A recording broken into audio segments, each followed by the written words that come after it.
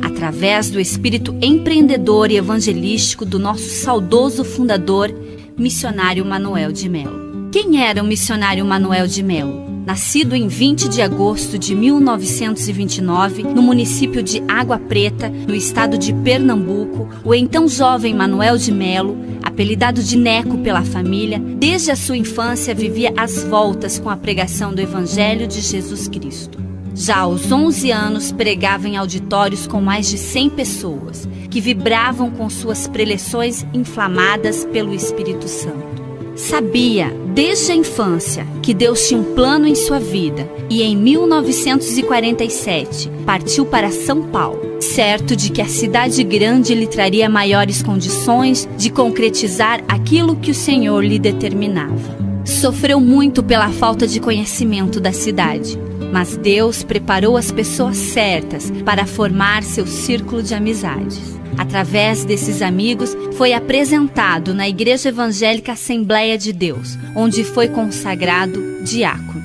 Manuel de Melo trabalhava durante o dia como mestre de obras e à noite pregava em todas as igrejas para as quais era convidado. No ano de 1952, recebeu um grande milagre em sua vida. Após ser acometido de uma paralisia intestinal e desenganado pelos médicos, foi ungido com óleo e curado em nome de Jesus.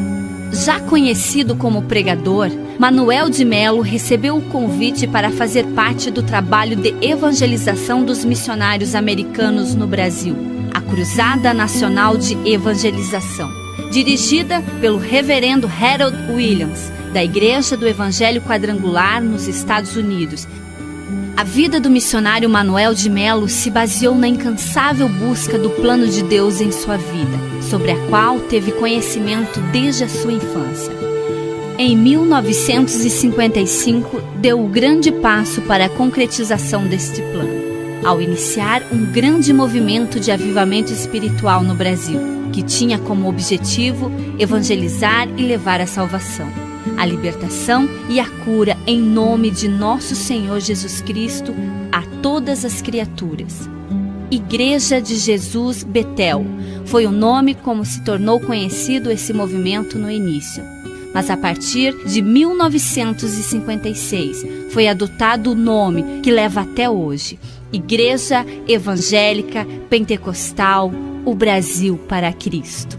Não há como falar de o Brasil para Cristo sem conhecer a história das tendas queimadas, do tabernáculo destruído, das grandes concentrações em praças públicas, das multidões que se aglomeravam no Teatro de Alumínio e no Cine Universo, das grandes cruzadas evangelísticas que o missionário empreendeu pelo Brasil, dos programas de rádio, a voz do Brasil para Cristo, através da rádio Piratininga e da famosa rádio Tupi, e a história da construção do grande templo da Pompeia, por muito tempo considerado o maior templo evangélico do mundo. Atraídas pelo carisma do pregador, milhares de pessoas se deslocavam para onde quer que o pregador estivesse, para ouvir as suas pregações inflamadas e cheias do Espírito Santo. Aumentava a cada dia o número de pessoas que aceitavam a Jesus como seu Salvador através de suas mensagens. Incontáveis eram testemunhos de graças recebidas e curas alcançadas nessas campanhas evangelísticas que o missionário levou para outros estados brasileiros, sempre com a mesma repercussão. Muitos pastores em todo o Brasil procuravam o missionário Manuel de Melo para se unir a ele, assim como suas igrejas. A exemplo do também saudoso pastor Olavo Nunes, do Rio Grande do Sul, que veio a se tornar um grande expoente de nossa obra. Dessa maneira, a obra se expandiu por todo o Brasil. Mas crescer tem um preço, e a fama adquirida pelo missionário Manuel de Melo, assim como o enorme crescimento evangélico por ele provocado no país, não agradou a muitos. Começaram as perseguições. Tendas foram queimadas e reduzidas a cinzas. Depois, foi a vez do tabernáculo construído na Avenida Álvaro Ramos, que foi destruído a mando do prefeito da capital de São Paulo, pressionado pelo clero católico, que empreendeu uma verdadeira campanha difamatória contra o missionário. Por conta disso, o missionário Manuel de Melo foi preso 27 vezes, com acusações de charlatanismo, de curanderismo e também por denunciar em fóruns internacionais a prática da tortura do regime militar brasileiro. Mas o povo de Deus se levantava a cada uma dessas prisões, em defesa do seu líder, e os inimigos não obtiveram vitória em suas empreitadas. Nem mesmo quando as infâmias e as mentiras se tornavam alvo da imprensa falada e escrita da época. O missionário nunca foi condenado, ao contrário do que os seus opositores queriam. Foi considerado nacional e internacionalmente como um dos maiores pregadores de todos os tempos e o responsável pelo reavivamento espiritual no Brasil nas décadas de 50, 60 e 70 do século XX. O missionário Manuel de Melo fez parte do Conselho Mundial de Igrejas, órgão ecumênico voltado para a defesa dos direitos humanos no mundo, e do seu Comitê Central, cargo exercido somente por grandes líderes mundiais. O missionário Manuel de Melo era um homem de hábitos simples e pouco estudo.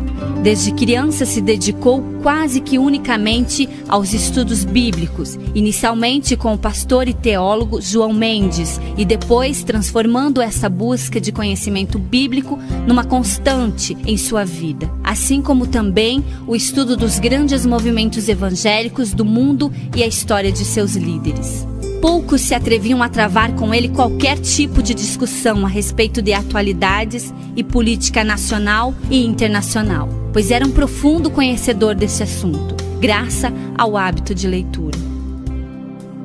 Era um homem de pouca estatura, mas a sua personalidade forte, o seu carisma, a sua influência sobre as massas e o seu conhecimento a respeito dos problemas mundiais causavam um grande impacto nas pessoas das mais variadas culturas e classes sociais, e mesmo nas autoridades, como o presidente da República, ministros, congressistas, vários dos quais o procuravam com frequência. Com muitos deles mantinha relação de amizade, como o presidente Juscelino Kubitschek. No mundo todo foi recebido por diversas autoridades, como o presidente americano Jimmy Carter. O missionário pregou em dezenas de países e teve seu nome e seu ministério no Brasil noticiado, e também pelas redes de televisão americana, inglesa, suecas e alemãs, pelo jornal americano The New York Times e pelo francês Le Monde, entre outros, e pela revista brasileira Veja, que pela primeira vez trouxe na sua foto de capa um ministro evangélico, o missionário Manuel de Melo. Seu nome e sua obra foram citados em várias obras literárias, inclusive na conceituada enciclopédia Delta Larousse. O missionário teve sempre a seu lado o apoio da família, sua esposa Ruth, companheira e cofundadora de nossa obra, seu filho primogênito evangelista Boaz Alberto de Melo, sua nora Valéria e sua neta Vanessa, e seu filho pastor Paulo Lutero de Melo, sua nora Cibele e seus netos Paulo e Fernanda. Em 5 de maio de 1990, resolveu Deus recolher para si este grande servo. Autoridades civis e eclesiásticas de todos os lugares, inclusive da Igreja Católica, manifestaram seu respeito e grande apreço por ele. A Igreja Evangélica Pentecostal Brasil para Cristo segue na mesma visão e com o mesmo objetivo de ganhar o Brasil e o mundo para Cristo. Hoje, contando com mais de 20 convenções estaduais, além de Conselho Nacional e diversos departamentos como a JUBRAC, Juventude Unida do Brasil para Cristo, a UFEBRAC, União Feminina do Brasil para Cristo, UMASBRAC, União Masculina do Brasil para Cristo, a MENIBRAC, Meninada do Brasil para Cristo, e a Missão Desafio, que envia e mantém missionários que evangelizam no exterior. Nossa obra conta também com as escolas e institutos bíblicos, trabalhos de assistência social e centro de recuperação de viciados.